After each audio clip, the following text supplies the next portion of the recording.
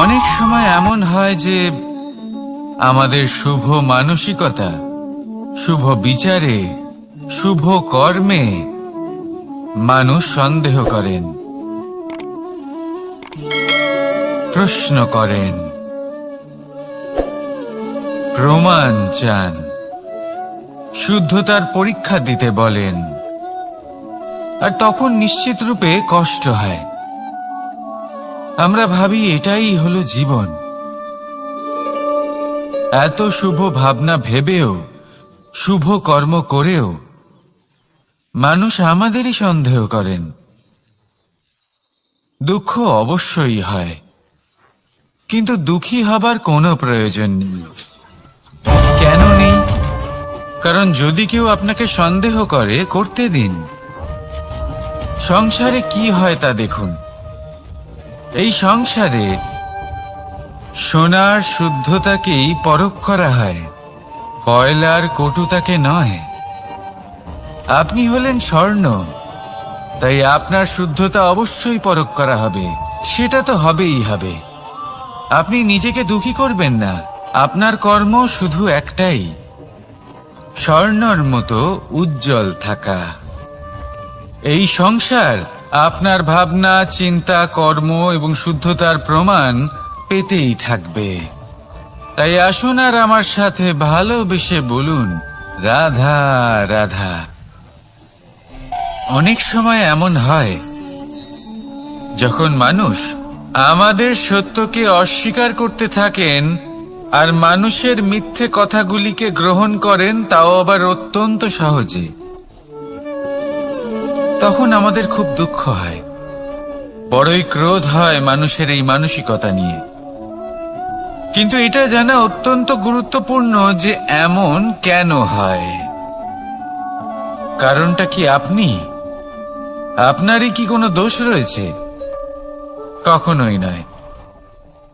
কারণ হলো এটা যে এই যে সত্য, এই সত্যের মূল্য অত্যন্ত অধিক।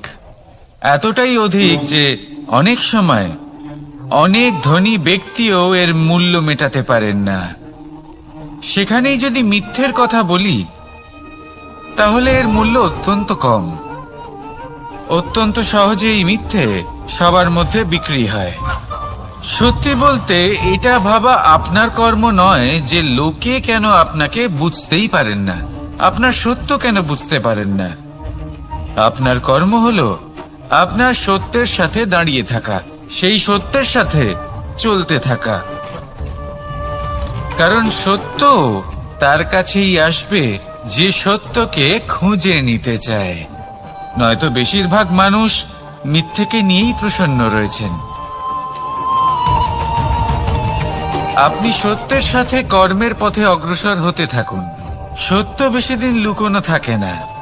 সংসারের সম্মুখে এটা অবশ্যই একদিন আসবে, কিন্তু তখনও সেটা মানুষের ওপর সে বিশ্বাস করবে কি করবে না। আপনি কর্ম করতে থাকুন আর আমার সাথে ভালোবেসে বলুন, রাধা রাধা। জীবনে যখনই আমরা এমন কোনো পথে চলতে চাই যা মূলত কাঁটায় ভরা ছোট পাথর থাকে, যা বিঁধে যেতে পারে, তখন আমরা কি করি? আমরা পাদুকা ব্যবহার করি আর তারপরে আমরা খুব সরলভাবে সেই পথে অগ্রসর হতে পারি। কিন্তু যদি পাদুকা আর পায়ের মাঝে কোনো ছোট পাথরও এসে ফেঁসে যায়, তখন কিন্তু আমরা খুব কোমল পথও পার করতে পারবো না। কিছু বুঝলেন আপনারা? এর সারমর্ম হলো এটাই যে আমরা বাইরের যুদ্ধ জয় করতে পারি, সেখানে সফল হতে পারি, কিন্তু তার থেকেও অনেক বেশি গুরুত্বপূর্ণ আর অনেক বেশি কঠিন অন্তরের যুদ্ধ হয়। অন্তরের সমস্যাগুলি হয় লোভ, মোহ, ক্রোধ, লালসা, ভয়। যদি এইগুলি আপনার মধ্যে থাকে, তাহলে আপনি সংসারের যে কোনো স্তরে পৌঁছতে পারেন, অনেক বড় বড় যুদ্ধ জয় করতে পারেন, কিন্তু আপনি সন্তুষ্টি পাবেন না। তাই সর্বপ্রথম নিজেকে শুধরে নিন, তারপরে এই সংসারকে জয় করুন। তবে তার আগে আমার সাথে ভালোবেসে বলুন, রাধা রাধা। কখনো কখনো আমরা কোনো কাজ আরম্ভ করার বিষয়ে ভাবি, তারপর আরো ভাবি, তারপর আরো ভাবি, আর ভাবতেই থাকি। দেখুন, এটা কোনো অন্যায় নয় যে আমরা কোনো কাজ আরম্ভ করার পূর্বে তার বিষয়ে ভাবনা চিন্তা করছি, সেটা বোঝার চেষ্টা করছি, ঠিক আছে। কিন্তু সম্পূর্ণ সময় এই চিন্তায় ব্যর্থ করা উচিত নয়। যদি আপনি বেশি সময় লাগিয়ে ফেলেন, তাহলে সময় আপনার ওপর অবশ্যই রুষ্ট হবে। আর কেনই বা হবে না? আপনি সময় নষ্ট করছেন, আর সেটা উচিত নয়। দেখুন, নিশ্চিতভাবে ভাবনা চিন্তা করুন, বিবেচনা করুন, পূর্ণরূপে করুন, কিন্তু এটাও মনে রাখবেন যে উচিত সময়ের মধ্যে আপনাকে কর্ম আরম্ভ করতেই হবে। যদি ভাবতেই থাকেন, তাহলে কর্ম আরম্ভ করতে পারবেন না। আর এই সময় অত্যন্ত বলশালী। যদি একে সম্মান করেন, তাহলে তা আপনার সাথে থাকবে, আর যদি না করেন, তাহলে থাকবে না। আসুন সময়কে সম্মান করুন, আর আমার সাথে ভালোবেসে বলুন, রাধা রাধা। আপনি কখনো ভেবে দেখেছেন কি সেই জিনিস যা আপনাকে সামনে এগোতে বাধা দিচ্ছে? ধরুন, আপনি কোনো পথ দিয়ে যাচ্ছেন, পা মুচকে গেলে তা আপনাকে সামনে এগোতে বাধা দেয়। সেইভাবেই জীবনে ক্ষুদ্র চিন্তা আপনাকে সামনে এগোতে বাধা দেয়। দেখুন, যদি কোনো চাক থাকে যার মধ্যে ফাটল রয়েছে, তা আপনাকে ভালো মাটির পাত্র বানাতে দেবে না। ঠিক সেইভাবেই কাউকে ঈর্ষা করলে তা আপনাকে মহান হতে দেবে না। আমি উচ্চস্তরীয়, আরো নিচুতে রয়েছে, এই ভাবনা কখনোই আপনাকে উচ্চ স্তরে পৌঁছতে দেবে না। মন থেকে সকল বিকার, ঈর্ষা, মোহ, লোভ, লালসা এই সব ত্যাগ করুন। চিন্তা ভাবনাকে বড় করে তুলুন, ধন্যাত্মক বোধ জাগিয়ে তুলুন, আর সম্পূর্ণ সমর্পিত হয়ে কর্ম করুন। মহানুভবতা আর সাফল্য এই দুই আপনার পদানত হয়ে থাকবে। তাহলে আসুন আর আমার সাথে ভালোবেসে বলুন, রাধা রাধা।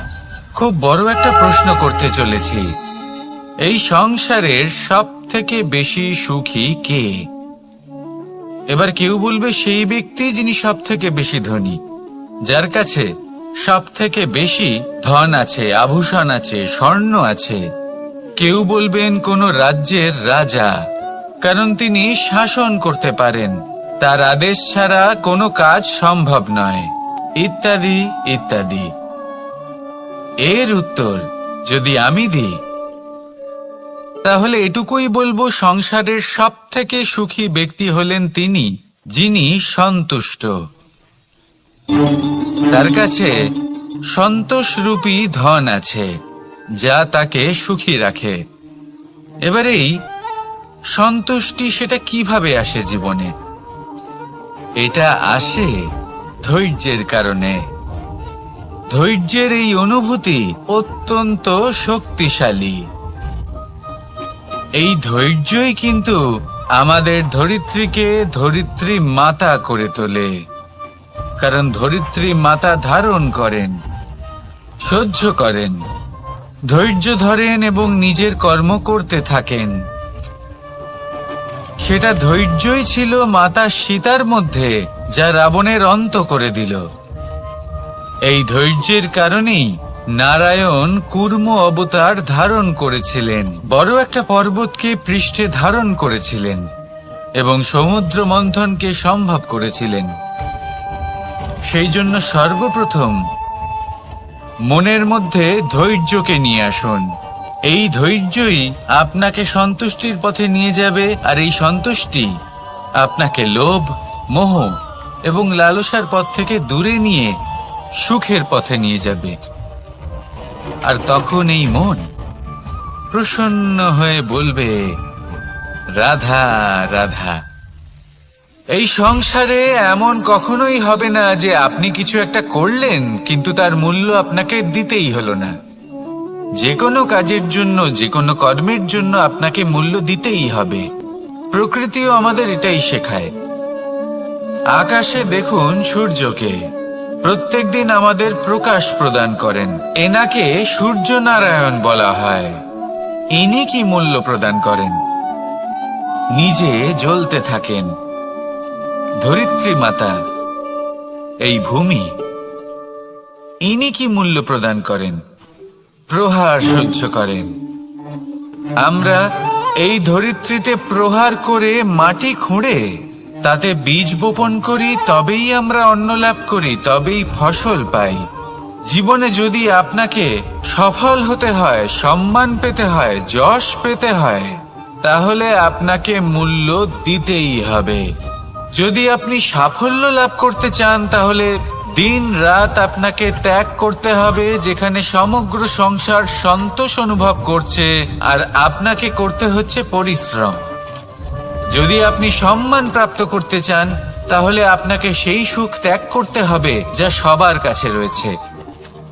যদি আপনি যশ লাভ করতে চান, তাহলে নিজের অন্তরকে মেরে ফেলা আপনাকে শিখতে হবে, তবেই আপনি যশ লাভ করবেন। জীবনে শুধুমাত্র ধন মূল্যবান নয়, কিন্তু এই যে মূল্যের কথা আমি বলছি, সেটা যদি আপনি দিতে পারেন, তাহলে নিশ্চিত রূপে এটা আপনাকে আরো মূল্যবান করে তুলবে, নিশ্চিত রূপে গড়ে তুলবে। তাহলে এটাই করুন আর আমার সাথে ভালোবেসে বলুন, রাধা রাধা। असतो मा सद्गमय, तमसो मा ज्योतिर्गमय, মৃত্যুর্মা মৃতঙ্গময়। জ্ঞান সেটাই যা অসত্য থেকে সত্যের পথে চালিত করে। প্রকাশ সেটাই যা অন্ধকার থেকে আলোর পথে নিয়ে আসে। জীবন সেটাই যা মৃত্যু থেকে অমরত্বের পথে নিয়ে যায়। এবার এই তিনটে, জ্ঞান, জীবন এবং প্রকাশ, একই রকম। শূন্য থেকে এর উৎপত্তি হয় এবং আস্তে আস্তে আপনার জীবনে বিস্তার লাভ করে। এবার আমরা এটাই ভাবি যে কেমন করে এই তিনটিকে আগলে রাখা যায়। এর উত্তর হলো, এদের আগলে রাখার প্রয়োজনই নেই, ভাগ করে দিতে হবে। কোনো বৃক্ষকেই দেখে নিন, একটি বৃক্ষ অনেক বছর ধরে বেঁচে থাকে। কেন? কারণ সে ভাগ করে দিতে জানে। সে নিজের বীজ ছড়িয়ে দেয়, এই ধরিত্রীতে দেয়। সেই বীজ যা অঙ্কুরিত হয়ে এক নতুন বৃক্ষকে জন্ম দেয়। শুধু ছড়িয়ে দিয়ে একটি বৃক্ষ জীবন দান করতে পারে। যদি কোনো ব্যক্তি জ্ঞান ছড়াতে শিখে যান, যদি প্রকাশ, আলোর কিরণ ছড়িয়ে দিতে শিখে যায়, কোনো ব্যক্তি তার জীবনের সুখ ছড়িয়ে দিতে শিখে যান, তাহলে তিনি মৃত্যুর পরও মৃত হন না। এই ভাগ করে দেওয়ার সুখটাই কিছুটা আলাদা। এই সুখ অনুভব করুন আর আমার সাথে ভালোবেসে বলুন, রাধা রাধা। এই সংসারের সব থেকে বড় যুদ্ধ কোনটা? দেব-অসুরের যুদ্ধ যা অনেক বছর ধরে চলেছিল, নাকি রাম রাবণের যুদ্ধ, নাকি মহাভারত? না, সংসারের সব থেকে বড় যুদ্ধ হলো সেইটা যা নিজের সাথে লড়া হয়, নিজের মনের সাথে লড়া হয়, নিজের অন্তরের সাথে লড়া হয়। এটাই সব থেকে বড় যুদ্ধ। এবার নিজেই দেখুন আপনার সব থেকে বড় শত্রুকে। আপনার স্বার্থ, আপনার কামনাগুলি, আপনার অহংকারগুলি, যা আপনাকেই নষ্ট করে দেয়। যদি এদের ওপর আপনি বিজয় লাভ করতে পারেন, তাহলে ধরে নিন এই সংসারে সবার উপরে আপনি বিজয় লাভ করতে পারবেন। এই সংসারে কেউ আপনাকে পরাজিত করতে পারবে না, কিন্তু তার জন্য প্রয়োজন অনুভূতির। অনুভূতি ভালোবাসার, অনুভূতি অনুপ্রেরণার। যে ব্যক্তি ভালোবাসতে পারেন এবং প্রেরণা দিতে পারেন তিনি চিরকাল জয়লাভ করতে পারেন। নিজের কাছে ভালোবাসার এক অস্ত্র রাখুন আর প্রেরণার এক ঢাল। জীবনে কেউ আপনাকে পরাজিত করতে পারবে না। আসুন আর আমার সাথে ভালোবেসে বলুন, রাধা রাধা। মানুষ চিরকাল বড় মানুষ হয়ে উঠতে চায়, সবসময় সেই নিয়ে কল্পনা করে। কিন্তু প্রশ্ন হলো এটাই যে মানুষ বড় কখন হতে পারে? যখন সে ধনী হয়ে ওঠে, নাকি যখন তার কাছে সম্মান থাকে, নাকি যখন রূপবান হয় বা অধিক শক্তিশালী হয়? মানুষ বড় মানুষ তখনই হতে পারে যখন বিপদের সময় সে অন্য কোনো মানুষের পাশে এসে দাঁড়ায়। তাই সর্বপ্রথম এটা শিখুন। হয়তো এই জন্যই হনুমান শ্রীরামের কাছে এতটা বড়, আর হয়তো এই জন্যই বলরাম দাদা আমার কাছে এত বড়। যদি আপনিও জীবনে বড় হয়ে উঠতে চান, তাহলে কারোর সাথে তার দুঃখের সময়, তার সংকটের সময় তাকে সঙ্গ দিন আর পাশে এসে দাঁড়ান। এই মন প্রসন্ন হয়ে বলবে, রাধা রাধা। জীবনে সবথেকে বেশি গুরুত্বপূর্ণ বস্তু কি? বাড়ি, বাহন, সোনা, ধন? যদি আমি সত্যি বলি তাহলে জীবনে সবথেকে বেশি গুরুত্বপূর্ণ বস্তু কোনো বস্তুই নয়। যদি কিছু গুরুত্বপূর্ণ থাকে তাহলে তা হলো অনুভূতি, করুণা, মিত্রতা, মাতৃত্ব, বাৎসল্য, আর সব থেকে বেশি গুরুত্বপূর্ণ ভালোবাসা। নিজেদের এই জীবনে যদি আপনি শুধুমাত্র বস্তুর খেলাতে মেতে থাকেন তাহলে জীবনে আনন্দ কখনোই থাকবে না। নিজের এই জীবনকে অনুভূতির পীঠস্থান বানিয়ে তুলুন। এই মন প্রসন্ন হয়ে বলবে, রাধা রাধা। যখনই কোনো ঘূর্ণিঝড় আসে, কোনো প্রলয়ে আসে, তখন দেখবেন তা কত বৃহৎ প্রভাব ফেলে, কত বড় বিনাশ ঘটায়, বিধ্বংস সৃষ্টি করে। যখন বন্যা আসে তখন কত গভীর প্রভাব ফেলে, কত সর্বনাশ ঘটায়। নদীর পাড়ও ভেঙে বয়ে নিয়ে যায়। সেখানে কোনো গাছকে দেখুন, শান্তভাবে দাঁড়িয়ে থাকে, চুপ করে, আর নিজের কাজ করে, ছায়া প্রদান করে, ফল প্রদান করে, কোনো শব্দ না করেই নীরবে কর্ম করে। যদি নদীর কথা বলি, নদী যখন বয়ে চলে খেতে জল প্রদান করে, বনস্পতিদের প্রাণ প্রদান করে, আমাদের পানীয় জল দেয়। এত মহান কাজ করে কোনো শব্দ না করে, নীরবতার সাথে। এ হলো এক শিক্ষা যে এই সংসারে যারাই মহান কর্ম করেন তারাই নীরব থেকে সেই কর্ম করতে থাকেন, কারণ ওনারা জানেন যে গুরুত্বপূর্ণ প্রচার নয় বরং কর্ম।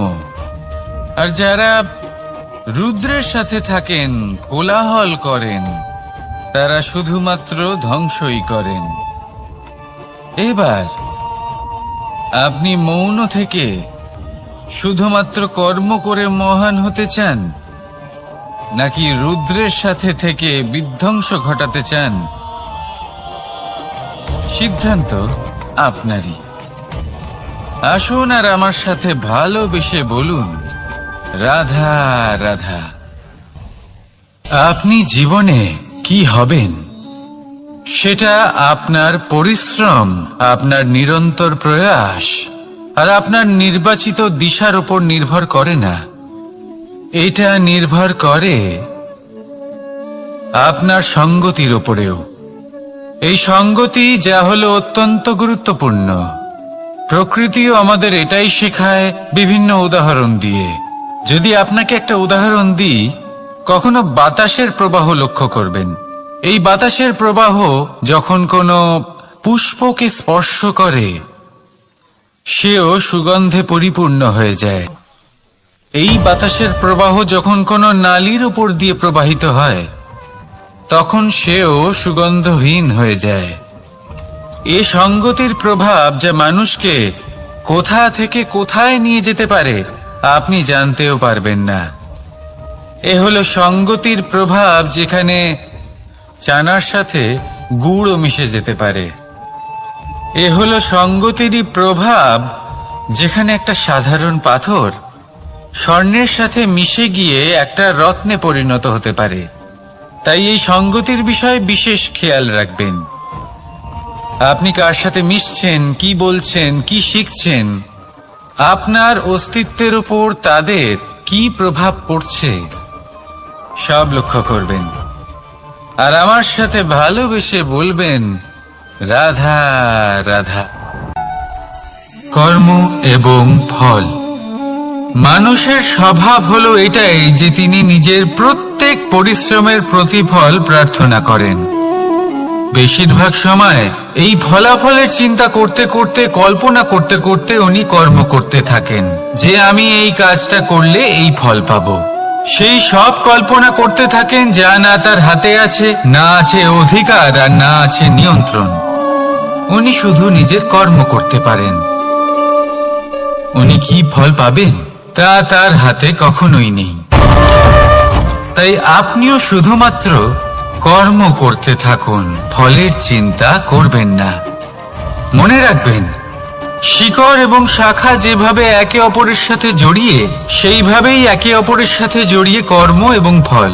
যেরকম কর্ম আপনি করবেন সেরকম ফল আপনি অবশ্যই পাবেন। তাই এই ফলের আশায় কর্মের সময় কখনোই নষ্ট করবেন না, কারণ যে ব্যক্তি সময় নষ্ট করেন, সময় সেই ব্যক্তিকে অবশ্যই নষ্ট করে দেয়। কর্ম করুন নিঃস্বার্থভাবে, ফলের চিন্তা করবেন না। আর আমার সাথে ভালোবেসে বলুন, রাধা রাধা। কর্ম এবং ফল। দেখতে গেলে এই সমস্ত ব্রহ্মাণ্ড এই দুইয়ের মাঝেই স্থির হয়ে আছে। মানুষজন কর্ম করেন ভালো ফল লাভের আশায়, আর ভালো ফল লাভের আশায় উনি এটাই ভুলে যান যে উনি যে কর্ম করছেন তা কি করছেন। আমি বলেছিলাম কর্ম করুন ফলের চিন্তা না করে, কিন্তু কি কর্ম করছেন সেই বিষয়ে ভাবাটাও অত্যন্ত আবশ্যক। নয়তো অনেক সময় আমরা এমন কর্ম করে ফেলি যা না চাইতেও বিষে পরিণত হয়, যা হয়েছে দুঃশাসনের সাথে, দুর্যোধনের সাথে, গুরু দ্রোণের সাথে। একজনের মানসিকতা উচিত ছিল না, একজনের বিবেক উচিত ছিল না, আরেকজন যে পক্ষ নির্বাচন করেছিলেন সেই পক্ষ উচিত ছিল না। আর যা কিছু ওনাদের সাথে হলো, আপনার, আমার, আমাদের সকলের সাথে তা হতে পারে। আমি বলেছিলাম কর্ম করুন, ফলের চিন্তা করবেন না, কিন্তু এই কর্মের বিষয়ে বিচার করে দেখাটাও ততটাই আবশ্যক। দেখুন, কর্ম করার উচিত প্রক্রিয়া ফলের চিন্তা না করা, কিন্তু যদি আপনার কর্ম শুভ হয় তাহলে তার ফলও নিয়তি আপনাকেই দেবে। সর্বদা কর্ম করার সময় এটা ভাবুন যে আপনার এই কর্ম এই সংসারকে, এই সমাজকে, আপনার পরিবারকে, আপনার আশেপাশের মানুষজনকে কোন দিশায় নিয়ে যাবে। যদি এটা সবার জন্য মঙ্গলময় হয় তাহলে কর্ম করতে থাকুন। আর হ্যাঁ, নিশ্চিত রূপে ফলের চিন্তা করবেন না। আসুন আমার সাথে ভালোবেসে বলুন, রাধা রাধা। বটবৃক্ষের বীজ সর্ষের দানার থেকেও ছোট হয়, কিন্তু যখন তা নিজের রূপ ধারণ করে তখন তা বিশাল বৃক্ষের আকার ধারণ করে, যা সহস্র বছর ধরে বেঁচে থাকে, ছায়া প্রদান করে, পাখিদের আশ্রয় প্রদান করে, আর দেয় পথচারীদের বিশ্রাম করার স্থান। কেন? কারণ সেই ছোট বীজ তা মাটির ভেতরে গিয়ে নিজের খোলস ত্যাগ করে। অন্ধকারে থাকে সে, যতই আলো আসুক না কেন, যতই বর্ষা আসুক না কেন, সব সহ্য করে। আর তারপরে একটা চারা গাছ অঙ্কুরিত হয়, তারপর ধীর গতিতে একটা বিশাল বৃক্ষতে পরিণত হয়। দেখুন, জীবনে কঠিন সময় আসে, এই জন্য নয় যে আপনি হার মেনে নেবেন, এই জন্য আসে যাতে আপনি ভবিষ্যৎ নির্মাণের জন্য নিজেকে তৈরি করতে পারেন।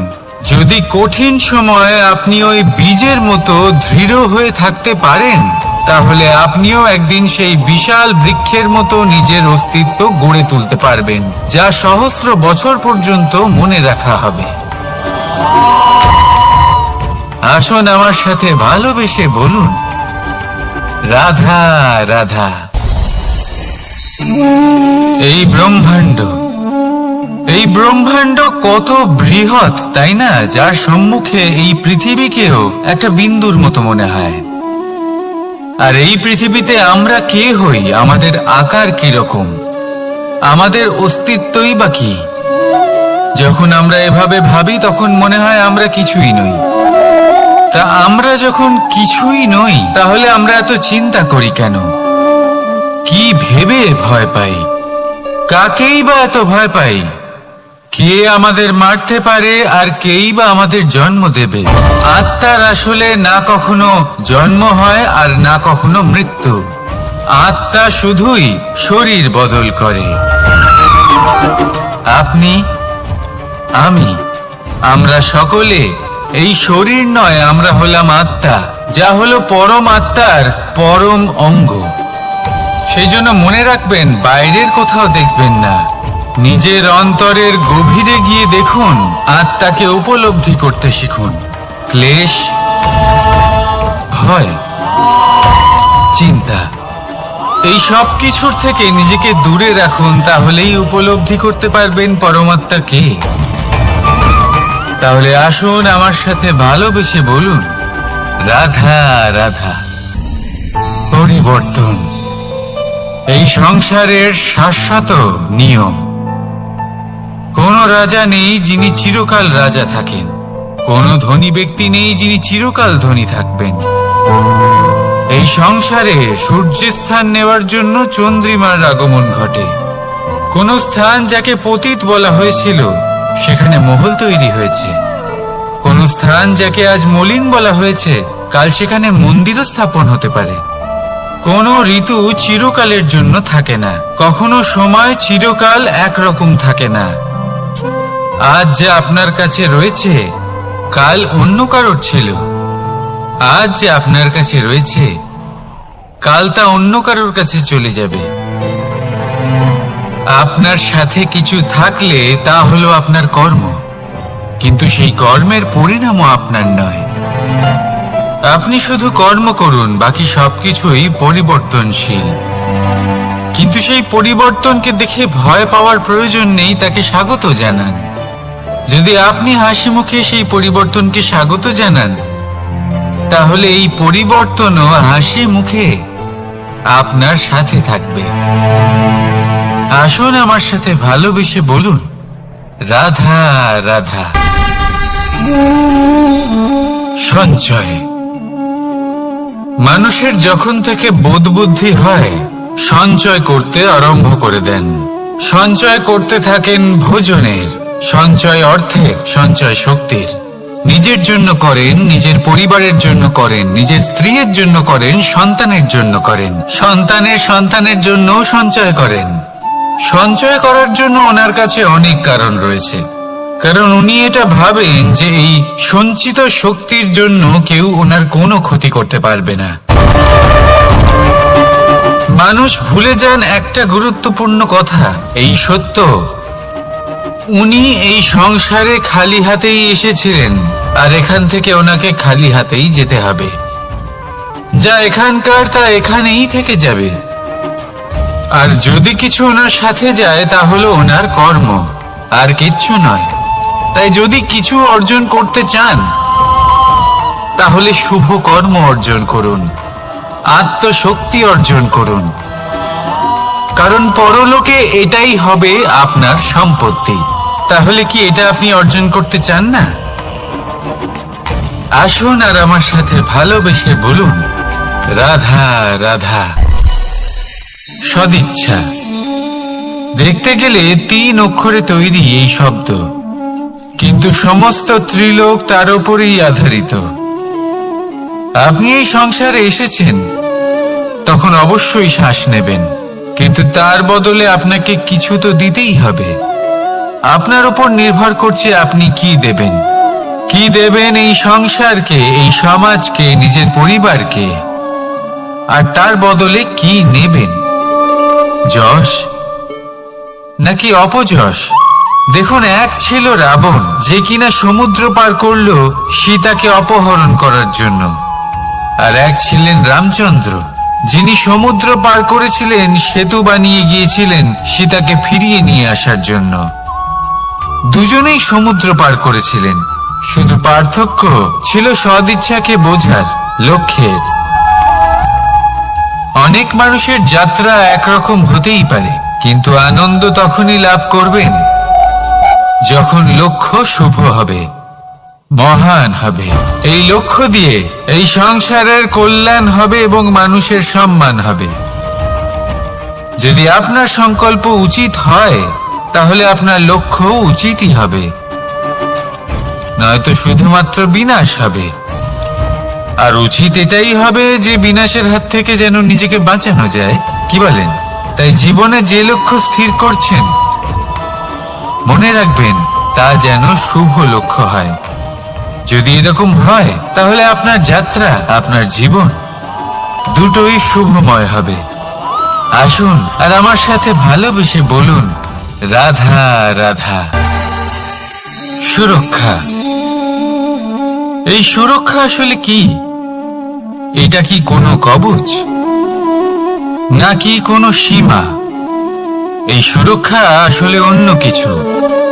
আমাদের মাতা পিতা, আমাদের প্রিয়জন, আমাদের বন্ধু, এই সমাজ, আমাদের শুভাকাঙ্ক্ষী, আমাদের আত্মীয়, এনারা সবাই আমাদের জীবনে কোনো না কোনো ভাবে সুরক্ষা দিয়ে থাকেন, একটা কবচ দিয়ে থাকেন কোনো না কোনো রূপে। কিন্তু দেখতে গেলে আমাদের পরাক্রমের পথে, আমাদের বীরত্বের পথে, আমাদের সাহসের পথে এই সুরক্ষাই সব থেকে বড় বাধা হয়ে দাঁড়ায়। একবার ভেবে দেখুন, যদি আপনি কোনো সুরক্ষাই না পান, বা যদি আপনি এই সুরক্ষা ভেঙে বাইরে আসতে পারেন, তাহলে আপনার বীরত্ব চরম সীমায় পৌঁছে যায়। কেন? কারণ তখন আপনি জানেন যে এই সংসারের সম্মুখীন আমাদের নিজেদেরই হতে হবে। আপনি বুঝে যান যে শত্রুর সম্মুখীন এবার নিজের বলের দ্বারা, নিজের পরাক্রমের দ্বারা, নিজের সাহসের দ্বারা করতে হবে। আর তখন আমাদের মনের মধ্যে এই শক্তি জাগ্রত হয়। এই শক্তি অন্তরেই বসবাস করে। শুধু এটা চিনে নিতে হবে, একে জাগ্রত করতে হবে। আর এটা সুরক্ষা ভেঙে যাওয়ার পরেই সম্ভব হয়। আর যারা নিজের শক্তি সম্পর্কে জানেন, যিনি নিজেই জানেন তিনি কতটা শক্তিশালী, তিনি নিজেই নিজের সুরক্ষা কবচ চিরকালের মতো ভেঙে ফেলে দেন, ঠিক কর্ণের মতো। আর তারপরে দেখুন, আপনার পরাজয় হোক বা বিজয়ী হোক না কেন, সেটাই অনেক বড় হয়, সেটাই প্রশস্ত হয়ে থাকে। সেই জন্য ত্যাগ করুন নিজের ভয়কে, নিজের আশেপাশের এই সুরক্ষা চক্রকে ভেঙে ফেলুন, আর সম্মুখীন হন এই সংসারের নিজের শত্রু সম্মুখীন হন। পরাক্রমের এই অঙ্কুর, তা অঙ্কুরিত হওয়ার জন্য বীজের উপরের এই কবচ, এটা ভেঙে যাওয়া অতি আবশ্যক। আসুন আমার সাথে ভালোবেসে বলুন, রাধা রাধা। যখন আমরা হাঁটতে থাকি আর আমাদের পায়ে কাঁটা বিঁধে যায়, তখন মুখ দিয়ে আহ বেরিয়ে আসে, কান্না চলে আসে, আর অনেক সময় অভিশাপও বেরিয়ে আসে। কিন্তু আমরা কি কখনো এটা এইভাবে দেখেছি, এইভাবে ভেবেছি যে আমরা যে পথে চলেছি সেই পথে কাঁটা বিঁধেছে, নাকি আমরা সেই পথ নির্বাচন করেছি যাতে শুধুই কাঁটা রয়েছে? নাকি আমরা এভাবে ভেবে দেখেছি যে এই কাঁটা আমাদের কষ্ট দিতে এসেছে, নাকি এটা আমরাই বিছিয়ে রেখেছিলাম? সাবধান থাকা উচিত ছিল, কারণ কাঁটা বিঁধলে যন্ত্রণা হবে, চিৎকার করে ফেলতে পারি, মুখ থেকে অভিশাপও বেরিয়ে আসতে পারে। কিন্তু এই অভিশাপ শুধুমাত্র আমাদের তরফ থেকে অভিশাপ হয়, সামনের ব্যক্তিটির ওপরও নির্ভর করে। এবার সেই ব্যক্তি যদি এমন হয় যে ফুল আর কাঁটা এই দুই সমানভাবে গ্রহণ করতে পারে, তার কাছে অভিশাপও বরদানে পরিণত হয়। শেষ পর্যন্ত ব্যাপারটা দাঁড়ায় ভাবনা, চিন্তা, দৃষ্টিভঙ্গির ওপর। কারণ আপনার এই ভাবনাই সত্যি হয়ে সামনে আসে। সেই জন্য এই ভাবনা, চিন্তা, মানসিকতাকে গুরুত্ব সহকারে দেখবেন। এই বিবেচনা নিয়ে বিবেচনা করতে শিখুন। আমার কথার অর্থ হলো যে জীবনে যখন এরকম কিছু একটা ঘটবে, তখন ভেবে দেখুন যে এরকম কেন হলো। আপনি কি এমন কোনো কর্ম করেছিলেন যার কর্মফল এটা? এমন কোনো কাজ যা অনুচিত ছিল, অসত্য ছিল, যা অভদ্রতার কারণ ছিল? ভেবে দেখা প্রয়োজন। দেখুন, ইচ্ছে হলো আপনার যে আপনি কি করতে চান, ভাবনা আপনার, সত্য আপনার, জীবন আপনার, সিদ্ধান্ত আপনার। আসুন আর আমার সাথে ভালোবেসে বলুন, রাধা রাধা। সময়, এই সময় আসলে কি? এই সময় একটা সরল রেখা তো কখনোই নয়। সময় হলো একটা চক্র, যেখানে এর আদি সেখানেই হলো এর অন্ত, আর যেখানে তা শেষ হয় সেখান থেকেই তার শুরু হয়। এই সময় একটা অত্যন্ত বিচিত্র চিন্তা, বিচিত্র ভাবনা, একটা বিচিত্র বস্তু যা কেউ বুঝতে পারেন না।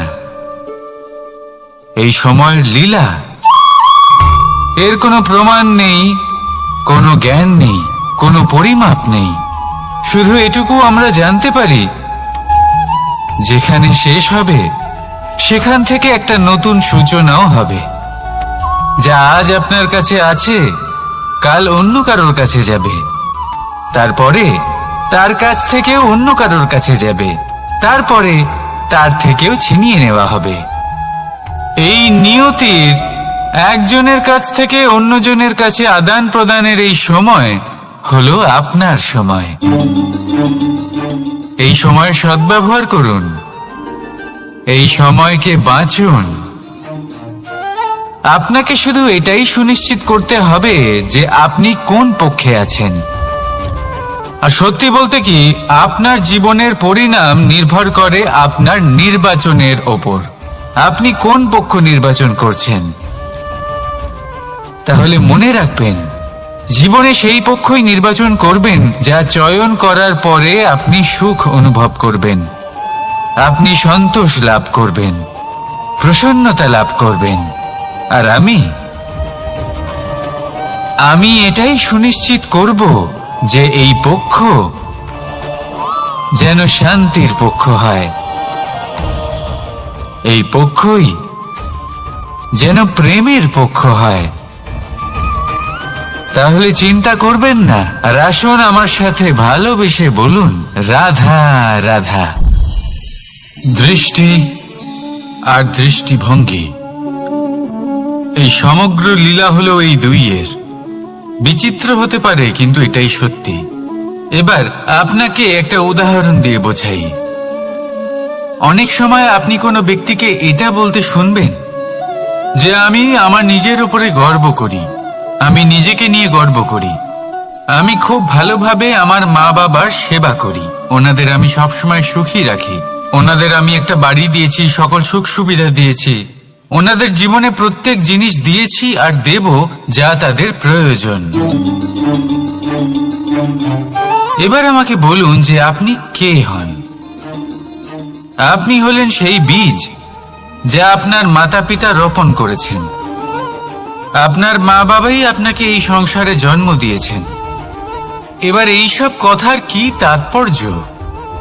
এই হলো সেই ব্যক্তির দৃষ্টিভঙ্গি।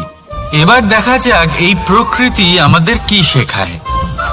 কখনো কোনো গাছকে দেখবেন, যখন সেই গাছে ফল আসে, সে মালিকে এটা বলে না যে দেখো আমি তোমাকে ফল খেতে দিচ্ছি।